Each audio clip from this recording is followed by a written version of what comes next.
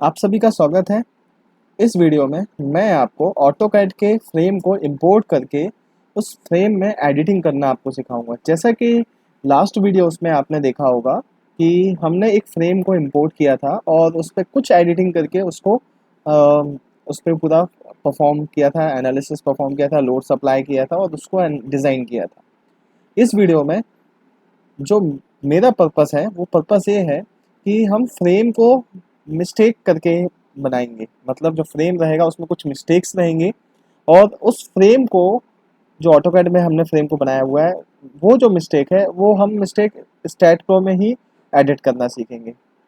मतलब कि ऐसा नहीं करेंगे कि अगर वो फ्रेम हमारा मिस्टेक है, प्रॉब्लम्स हैं, तो हम ऑटोकैड में दोबारा से उस फ्रेम को ड्रॉ करें, प्रॉपरली उसको देख कर ड्रॉ करें। नहीं, हम क्या करेंगे, अगर हमें समझ में आ रहा है कि मिस्टेक्स कुछ ऐसी मिस्टेक्स हैं जो हम यहीं पर ही मतलब स्टैट प्रो के अंदर ही करेक्ट कर सकते हैं, तो वो करेक्शन जो है वो मैं इस वीडियो में आपको बताने वाला हूँ। तो चलिए एक फ्रेम हम इसमें इंपोर्ट करेंगे जिसमें कुछ मिस्टेक्स रहेंगी, फिर उसको हम एडिट करना सीखेंगे। तो चलिए स्टार्ट करते हैं। फाइल में गए, ये आपको पता ही है, फाइल में इंपोर्ट में जाना होता है। इंपोर्ट में जाकर मैं इसको सेव चेंज बोल रहा है तो मैं इसको यस करके आगे बढ़ता हूँ। तो अभी देखिए ये 3D DXF फ्रेम हमें इंपोर्ट करना है। अब इसमें एक फाइल है, ये आप देख रहे होंगे DXF फ्रेम में 3120 के नाम से DXF फाइल। मैं इसको इंपोर्ट कर ओपन करता हूँ। हाइट बाई डायरेक्शन पे दूंगा और इसको ओके करूंगा। यूनिट जो होगी वो इंचेस होगी, मेरे को इंचेस में इसको इंपोर्ट करना है। मैंने इंच सेलेक्ट किया और इसको ओके किया। तो ये देखिए ये इंपोर्ट हो रहा है। इंपोर्ट होने के बाद देखिए ये फ्रेम आ चुका है। तो जैसा कि मैं पहले भी आपसे डिस्कस कर चुका हूँ कि जब हमारा कोई फ्रेम आ जाता है तो उस फ्रेम पे हमें पहले कुछ क्रॉस वेरिफिकेशन, कुछ क्रॉस चेक्स करने होते हैं। अभी जैसे आप यहाँ देख रहे होंगे ये जो बीम्स हैं पूरा एक बार में सिलेक्ट हो रही हैं, बट एक्चुअल पर्पस या एक्चुअल प्रोसीजर के हिसाब से अगर बात की जाए तो ये बीम जिधर पे भी नोड्स हैं उधर पे क्या होना चाहिए था, डिवाइड होने चाहिए थे। तो इनको मेरे को डिवाइड करना है। तो डिवाइड हम कैसे करते थे, हमने पूरे ऑब्जेक्ट को सिलेक्ट किया, कंट्रोल ए से भी आप सेलेक्ट कर सकते हो और ज्योमेट्री मेन्यू बार में जाकर इंटरसेक्ट सिलेक्टेड मेंबर किया। जब इंटरसेक्ट सिलेक्टेड मेंबर मतलब मैं ये बोल रहा हूँ कि जो जो मेंबर्स आपस में इंटरसेक्ट हो रहे हैं बट एक दूसरे को डिवाइड नहीं कर रहे हैं। ठीक है, जैसा कि आप यहाँ पे देखेंगे अभी यहाँ पर ये जो बीम है ये बीम इंटरसेक्ट हो रही है इससे, बट ये आपस में डिवाइड नहीं हो रही है। तो कंट्रोल ए करके जब मैं इसमें इंटरसेक्ट अप्लाई करूँगा, इंटरसेक्ट सिलेक्टेड मेंबर, और इसको ओके करूँगा तो देखेंगे ये 22 न्यू बीम्स क्रिएटेड आपको मैसेज दे रहा है। मतलब इसने बीम्स को क्या कर दिया है, अभी डिवाइड कर दिया है। ठीक है, अब आपको यहाँ पे दिख रहा है कि जो हमारा फ्रेम यहाँ पे बना हुआ है, ये फ्रेम ऐसा फ्रेम है जिसमें जितनी भी बीम्स हैं सब हॉरिजेंटली हैं या फिर वर्टिकली हैं। एक्स मतलब बीम्स एक्स डायरेक्शन पे गई हैं या फिर जेड डायरेक्शन पे parallel to X parallel to Z गई हुई है। तो ये क्रॉस वेरिफिकेशन हमें करना होता है कि वाकई में ये है कि नहीं है। तो ये कैसे चेक करेंगे, सिलेक्ट में जाते हैं, सिलेक्ट में आप जाके बीम पैरेलल टू क्या करते हो, एक्स। तो जैसे ही हमने बीम पैरेलल टू एक्स किया तो आप देख रहे होंगे कि एक्स के पैरेलल जो बीम्स है वो सिलेक्टेड हो रही हैं और जो नहीं है, जैसे ये टू बीम्स आप देख रहे होंगे ये प्रॉब्लम कर रहा है, ये पैरेलल टू एक्स नहीं है। अब देखिए इसमें मिस्टेक है, मतलब ये हॉरिजेंटली ये लाइन नहीं बनी। अब इसमें एक क्वेश्चन उठता है कि सर ऐसा कैसे हो गया, ये लाइन ऐसा हॉरिजेंटली क्यों नहीं बन पाई। तो देखिए ये कब होता है, जैसे कि मैंने आपको बताया हुआ है कि जब हम कॉलम प्लेसमेंट करते हैं, तो जैसे कि ये प्लान है, इस प्लान में आप देखेंगे कि ये वही प्लान है, इसमें कॉलम प्लेसमेंट हम करते हैं तो हमें जिधर जिधर भी कॉलम होता है उधर 9 इंच का 9 बाय 9 इंच का हम कॉलम प्लेस कर देते हैं। बट कई बार क्या होता है, कॉलम प्लेसमेंट करते टाइम कुछ मिस्टेक्स हमसे हो जाती है। मतलब इधर हमको दिख रहा है, देखिए इसी पोजीशन पे प्रॉब्लम है, तो मेरे को इधर दिख रहा है कि बिल्कुल सही है, कोई प्रॉब्लम नहीं है। लेकिन जब मैं इसको जूम कर रहा हूँ तो देखिए जूम करने पे आपको दिख रहा होगा कि छोटा सा मिस्टेक हुआ है, कॉलम प्लेसमेंट प्रॉपरली नहीं हुआ। तो कॉलम प्लेसमेंट प्रॉपरली नहीं हुआ तो ये जो लाइन हमने यहाँ पे ड्रॉ की हुई है ये लाइन हॉरिजॉन्टल नहीं आती है, थोड़ा सा इंक्लिनेशन में होती है।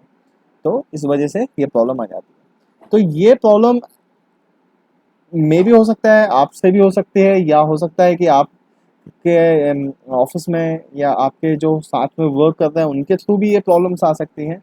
तो उसको हम कैसे मॉडिफाई कर सकते हैं वो मैं भी आपको इसी में डिस्कस कर रहा हूँ। तो देखिए ये प्रॉब्लम समझ में आ रही है कि पैरेलल टू एक्स में ये बीम दिक्कत कर रहा है। फिर नेक्स्ट मैं सिलेक्ट में जाकर ही बीम पैरेलल टू जेड करके देखता हूँ। तो जेड में देखिए सारी सिलेक्ट हो रही हैं, ये बीम सिलेक्ट नहीं हो रही है, ये देखें, तो इसमें भी प्रॉब्लम है। ठीक है, तो अभी हमें ये जो पूरा पोर्शन है इसको करेक्ट करना है। ये एक क्रॉस चेक हमने कर लिया। अब नेक्स्ट हमें चेक करना होता है कि जो स्ट्रक्चर है वो सिंगल स्ट्रक्चर होना चाहिए। तो जब मैं स्ट्रक्चर सेलेक्ट कर रहा हूँ तो देखिए structure 1, structure 2, structure 3, structure 4, structure 5।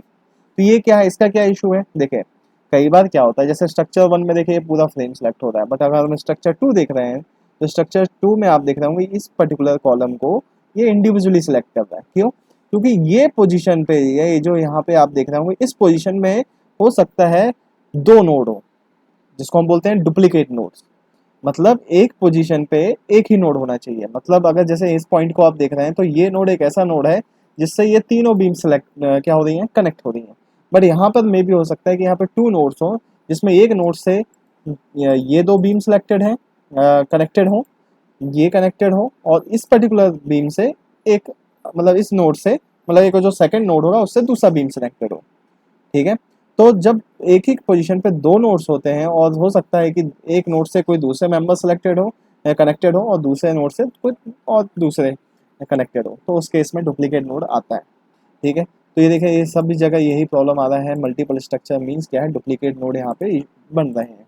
तो इसके लिए मैंने आपको ये भी बताया है कि आप चेक डुप्लीकेट में जाकर डुप्लीकेट नोड्स को क्लिक करेंगे तो ये लिस्ट आपको ओपन करके देगा। आप इसको ओके करेंगे तो देखिए नोड्स की डुप्लीकेट लिस्ट आपको लाके दे देगा।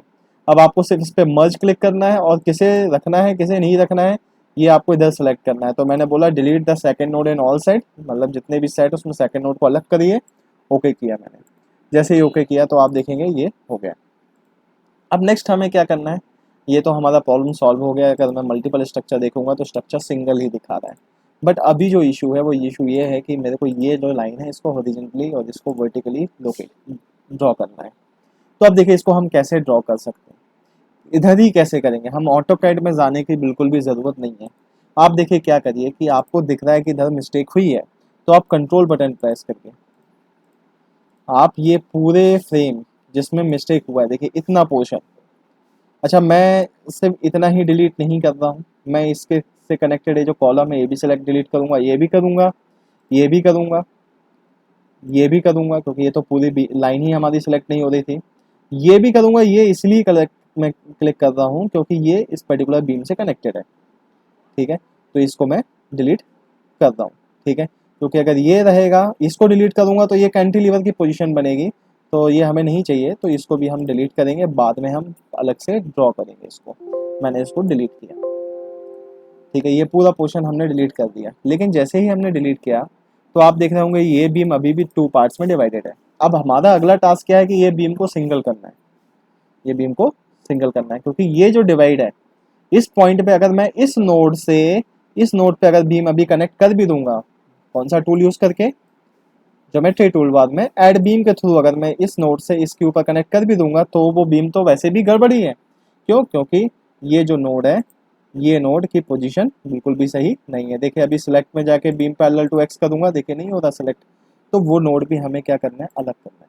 तो इसके लिए भी मैंने एक आपको टूल बताया हुआ है, एडिटिंग की मैंने एक क्लास ली थी, उस क्लास में मैंने पूरा आपको बताया हुआ है। आपने क्या करना है, ये दोनों बीम्स को सिलेक्ट करना है और सिलेक्ट में जाकर सेलेक्ट करना है और ज्योमेट्री में जाकर मर्ज सिलेक्टेड मेंबर्स करना है। तो मर्ज सिलेक्टेड मेंबर्स जब आप करेंगे तो ये क्या करेगा, ये 55 एंड 56 दो बीम्स यहाँ पर लाइन पर हैं, तो ये पूछ रहा है किससे रिटेन करना है, किससे बचा के रखना है, वो सिलेक्ट करिए। तो मैंने बोला 55 को ही करना है और मर्ज कर दिया, तो देखिए ये हो गया। अब नेक्स्ट मैं चाह रहा हूँ कि इस पर्टिकुलर नोड से एक परपेंडिकुलर बीम इसके ऊपर बने। अब इस नोड से जब परपेंडिकुलर बीम बनेगी तो डेफिनेटली ये पैरेलल टू एक्स रहेगी, एक्स डायरेक्शन पे ही रहेगी। तो परपेंडिकुलर बीम मैंने आपको बताया है, ऐड बीम पे इस एरो पे क्लिक करिए, तो यहाँ पे देखेंगे लास्ट में आपको ऑप्शन दिख रहा होगा add beam by perpendicular intersection.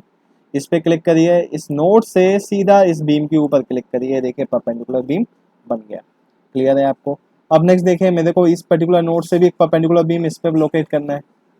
आपको दिख रहा होगा, आपको याद होगा कि यहाँ से एक बीम आपको जानी है वर्टिकल, तो मैंने इस नोड से इस पर्टिकुलर बीम के ऊपर यहाँ पर क्लिक किया। अब देखिए यहाँ पे ये हुआ कि जब मैंने इधर से इधर क्लिक किया तो बीम की स्टार्टिंग इधर से रहेगी। मतलब अगर बीम का स्टार्ट पॉइंट की बात करूँ तो स्टार्ट पॉइंट ये है एंड एंड पॉइंट ये है।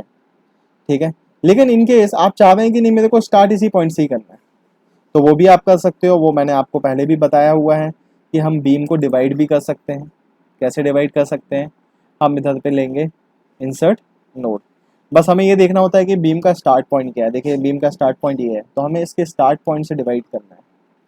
ठीक है, तो आपको इस तरीके से भी आप इसको डिवाइड कर सकते हैं। आपको बस ये करना होगा कि आपको ऑटोकैड में आकर ये जो पोजीशन है, मतलब ये जो डिस्टेंस है इधर से, मतलब आपको नोड, इधर पे एक नोड था तो इस नोड से लेकर इसके सेंटर तक का ये जो डिस्टेंस है ये फाइंड आउट करना पड़ेगा कि ये डिस्टेंस कितना है।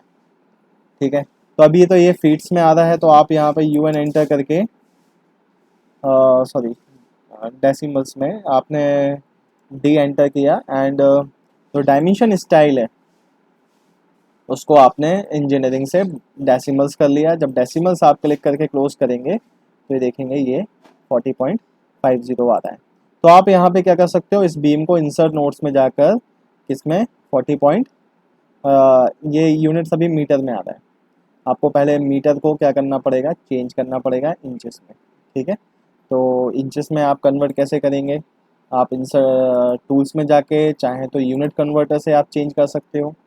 आप वैल्यू कैलकुलेट कर सकते हो कि इंचेस को मीटर में, मतलब 40.5 इंच था, आपको उसको मीटर में चाहिए, आपने 40.5 किया, तो ये कैलकुलेट करके दे देगा। तो ये एक प्रोसीजर है, बट ये थोड़ा सा लेंदी प्रोसीजर हो गया। तो बेटर ऑप्शन ये है, आप इस केस में क्या करिए, इस नोड से इसके ऊपर यहाँ पे क्लिक करिए, परपेंडिकुलर बीम आ गया, फिर इस बीम को वापस से डिलीट कर दीजिए। डिलीट जब किया और फिर इसके बाद आप एक नॉर्मल बीम पिक करिए और इस पर्टिकुलर नोड से इस नोड के ऊपर क्लिक कर दीजिए। तो ये एक सिंपल सा प्रोसीजर हो गया विदाउट कैलकुलेशन। ठीक है, और अगर इन केस आपके पास इधर पे भी नोड नहीं है तो फिर देन आपको डेफिनेटली वैल्यूज लेके इंसर्ट नोड्स के थ्रू डिवाइड करना है। इंसर्ट नोड्स में आपको बता चुका हूँ, जैसे सपोज इसी बीम को इस स्टार्ट पॉइंट से मेरे को मान लीजिए 1 मीटर आगे डिवाइड करना है, तो मैं यहाँ पे 1 मीटर टाइप करूँगा और जब इसको ऐड करूँगा, ओके करूँगा, तो देखिए सॉरी 1 मीटर इधर आ चुका है। एक्चुअली इसका स्टार्ट पॉइंट इस पॉइंट से रहा होगा, तो 1 मीटर हमेशा कैलकुलेशन ये स्टार्ट पॉइंट से करता है। तो ये वैसे भी आप कर सकते हो। ठीक है, अब देखिए मेरे को इस नोड से एक परपेंडिकुलर बीम इस पे लोकेट करना है, तो मैं अगेन यहाँ से परपेंडिकुलर बीम पिक करूँगा। टूल वही यूज़ होने हैं जो मैं आपसे पहले से ही डिस्कस कर चुका हूँ, आपको बस ये देखना है कि हमारा रिक्वायरमेंट क्या है। तो देखिए मैंने इधर से ये किया, कनेक्ट किया, तो देखिए ये ऊपर ओवरऑल जो बीम का फ्रेम है हमने बना लिया है। अब नेक्स्ट हमें क्या करना है, इस नोड के नीचे कॉलम देना है, इस नोड के नीचे कॉलम देना है, और एक इस नोड के नीचे कॉलम देना है। तो ये कॉलम हम कैसे देंगे, अब प्रॉब्लम ये है कि यहाँ पे मैं नॉर्मल बीम तो बना नहीं सकता कि मैं ऐड बीम पिक करके एक इस नोड पे क्लिक किया और यहाँ पे कहीं पे भी क्लिक कर दूँ, क्योंकि यहाँ पे नोड ही नहीं है। तो इस केस में फिर हम जो ऑप्शन यूज़ करेंगे वो है कॉपी पेस्ट। कॉपी पेस्ट कैसा, बीम को सेलेक्ट करिए और कंट्रोल सी फॉर कॉपी करिए। आपको कॉपी पेस्ट मेथड मैं आपसे पहले बता चुका हूँ, लेकिन कॉपी पेस्ट मेथड का एक्चुअल जो कॉन्सेप्ट है, जो यूज़ होगा वो इधर ही होगा। मतलब आपने जिसे भी कॉपी करना है उसे सेलेक्ट करिए, कंट्रोल सी। अब ट्रांसलेशनल रिपीट की अगर बात करें तो ट्रांसलेशनल रिपीट में क्या होता है, वो एक सिंगल डायरेक्शन पे रिपीट करता है। Copy paste multiple direction pick कर सकता है। मतलब मैंने इसको सेलेक्ट करके कंट्रोल सी किया एंड कंट्रोल वी किया एंड रेफरेंस पॉइंट पिक किया, और रेफरेंस पॉइंट सबसे लास्ट ऊपर वाले पॉइंट को देके ओके किया, तो देखिए ये पॉइंट हमारा पिक हो चुका है ऊपर वाले पॉइंट से। अब आपने किधर इसको देना है, एक इधर देना है, ओके, एक इधर देना है, ओके, एक इधर पर देना है, ओके। तो आपने सिर्फ क्या है, लोकेशन पे क्लिक करते आना है, कॉपी होता जाएगा। तो कॉपी पेस्ट यहाँ पे काफ़ी आपको हेल्पफुल होगा। अभी देखिए ये फ्रेम हमने ड्रॉ कर लिया है, अब मैं इसको वापस से क्रॉस वेरीफाई करूँगा, बीम पैरेलल टू एक्स। देखिए सभी सिलेक्ट हो रहा है, सेलेक्ट में ही जाके बीम पैरेलल टू जेड, तो यहाँ पर भी सभी सिलेक्ट हो रहा है। ठीक है, अब देखिए यहाँ पर क्या कॉन्सेप्ट है कि जब हमें मालूम है कि हॉरिजॉन्टली वर्टिकली बीम है तो हमें ये चीज़ क्रॉस चेक करनी है। लेकिन कई बार ऐसा भी होगा कि आपका प्लान ही इंक्लिनेशन में है, टेपर है, तो उस केस में फिर हम इंक्लिनेशन मतलब हॉरिजॉन्टली एंड वर्टिकली इतना हम उसको फिर कंसिडर नहीं करेंगे, उस चीज़ को इग्नोर करके चलेंगे। ठीक है, तो अभी देखिए ये फ्रेम हमारा करेक्ट हो चुका है। अभी एक हम इसको ये भी चेक कर लेते हैं कि स्ट्रक्चर्स कितने दिखा रहा है, सिंगल स्ट्रक्चर दिखा रहा है। तो देखिए इस तरीके से हम करेक्शन करते हैं। ठीक है, किसी भी फ्रेम को अगर फ्रेम में मिस्टेक है तो। ठीक है, अभी मैं इसको डिलीट करके एक और फ्रेम आपको यहाँ पे ओपन करके दूंगा और उसमें भी आपको करेक्शन दिखाता हूँ। तो दूसरा फ्रेम हम इंपोर्ट करते हैं, फाइल में आके इंपोर्ट पर क्लिक करेंगे, और ये एक फाइल है 5 to 20 के नेम से, इसको मैं ओपन करता हूँ। वाई अप किया, ओके किया। इंचेस क्लिक किया एंड ओके किया।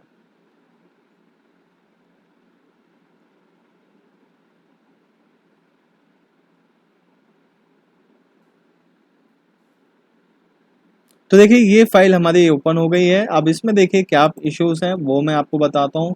देखिए सबसे पहले तो हम कंट्रोल ए सेलेक्ट करके ज्योमेट्री में जाकर इंटरसेक्ट सेलेक्टेड मेंबर करेंगे, इसको ओके करेंगे। ये देखिए इंटरसेक्ट हो गया है। अब इसके बाद चेक करेंगे स्ट्रक्चर्स कितने शो कर रहा है, 2 स्ट्रक्चर्स। तो नेक्स्ट चेक हम क्या करते हैं, डुप्लीकेट नोट्स चेक करते हैं कि डुप्लीकेट नोट्स कितने हैं। एक ही मिलेगा आपको क्योंकि स्ट्रक्चर सिर्फ 2 आ रहे थे, तो ये भी ओके हो गया है। अभी मल्टीपल स्ट्रक्चर चेक करते हैं तो ये भी ओके है। अब सेलेक्ट में जाकर बीम पैरेलल टू एक्स करते हैं तो देखिए सारी बीम सेलेक्ट हो रही हैं, और सेलेक्ट में ही जाकर बीम पैरेलल टू जेड कर रहे हैं तो इधर भी सारी बीम सेलेक्ट हो रही हैं। अभी देखिए इस फ्रेम को अगर मैं जूम करके देखूं तो आपको यहाँ पे देखिए एक इशू यहाँ पे समझ में आता है कि ये जो बीम है, ये जो बीम है, इस बीम के एंड पे कॉलम इधर नहीं है। देखिए ये एक्स्ट्रा बीम ये निकल आया। तो ये मिस्टेक कब हुई होगी, जब हम कॉलम प्लेसमेंट किए थे उस कॉलम प्लेसमेंट में ये मिस्टेक हुई होगी। तो अभी आप इसको कैसे करेक्शन करेंगे, आप इसको करेक्शन ऐसे कर सकते हैं कि ये बीम को, मतलब कई बार ऐसा होगा कि beam parallel to X beam parallel to Z है, प्रॉपरली ऑब्जेक्ट आपका सेलेक्ट हो रहा है, बट फिर भी फ्रेम में मिस्टेक हो सकती है। तो आपको जब फ्रेम आप जब ड्रॉ करते हैं, या फिर आप एक बात ये ध्यान रखिए कि जब ऑटोकैड में फ्रेम को ड्रॉ कर रहे हैं तो उसी टाइम आपको उसको प्रॉपरली एनालाइज करके देखना है कि कहीं कोई इश्यूज तो नहीं, कोई कोई प्रॉब्लम्स तो नहीं है। अगर है तो भी आप इसको एडिट तो कर सकते हो, बस वही है कि एडिटिंग करने के लिए आपको पूरे फ्रेम को प्रॉपरली देखना होगा। तो अभी देखिए मैं इसको कैसे करेक्ट करूँगा। मैं सबसे पहले ये जो बीम है हमारा, इस बीम को डिलीट करूँगा। तो एक ये बीम हम सेलेक्ट करेंगे एंड एक ये बीम सेलेक्ट करेंगे कॉलम को, एंड डिलीट बटन प्रेस कर देंगे तो ये डिलीट हो गया। अब इसके बाद सिंपल इस पर्टिकुलर कॉलम को कंट्रोल सी से कॉपी करेंगे एंड कंट्रोल वी से पेस्ट करेंगे। रेफरेंस पॉइंट पिक किया, ऊपर वाला पॉइंट पिक हमने किया एंड ओके किया, एंड इस पर्टिकुलर पॉइंट पे ओके कर दिया। तो आप देखेंगे ये फ्रेम अब हमारा कंप्लीट हो चुका है। तो ये एक सिंपल सा इसमें करेक्शन था, वो करेक्शन मैंने करके आपको बताया है। आई थिंक आपको अब समझ में आ गया होगा कि कैसे अगर हम ऑटोकैड के प्लान को उठाकर लेके आ रहे हैं और उसमें अगर तो मिस्टेक्स हैं तो हमें ऑटोकैड में जाकर उस मिस्टेक को करेक्शन नहीं करना है, क्योंकि एक बहुत लेंदी प्रोसीजर हो जाएगा कि आप दोबारा से वो फ्रेम को ड्रॉ करें, फिर उसको फिर दोबारा लेकर आएँ, और अगर इनकेस आपने लेकर आए फिर से कोई प्रॉब्लम आया तो फिर उसको दोबारा एडिटिंग करना एक काफ़ी लेंदी प्रोसीजर हो जाएगा। तो बेटर ऑप्शन है कि एडिटिंग ऑप्शन, एडिटिंग टूल्स जो मैंने आपको इधर बताए हैं उन्हीं को यूज़ करके आप उसको एडिट करने की कोशिश करिए। ठीक है, तो अभी आपको ये प्रैक्टिस करना है।